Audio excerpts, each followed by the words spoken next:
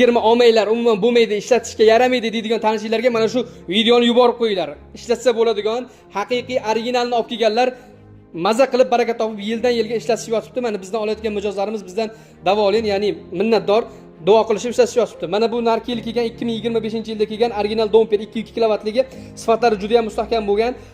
12 litrgacha simesi, soatiga 20 litrgacha simesi muzqaymoq beradigan, tablolarida muzqaymoqni sanaydigan, oddiy 220 ga ishlaydigan, original bo'lgan, motorlari ham original qo'yilgan frezerimiz. Ikkinchisi bu 2026-yil variant, qozonlari muzlatadigan, utublet qilingan, mana ko'rishingiz mumkin. Qozonlari utublet qildirganmiz. Bu yana bitta qulayligi vozdухli bo'lib kelgan, mana ko'rishingiz mumkin. Vozdухli variant, vozdухlikni tushungan tushunadi. Bu soatiga 300 ya'ni 308 kilovat tok tortadi, keyin ekonomik rejimga tushadi. Sifatlari juda ham mustahkam, soatiga 30-35 litrgacha frezerni muzqaymoq qilib chiqarib bera oladi. Ma'lumot olish uchun ekrandagi nomerlarga aloqa qilsanglar batafsil ma'lumot berib o'tamiz. Narx-navolari O'zbekiston bo'ylab dastavka xizmatlarimiz bor.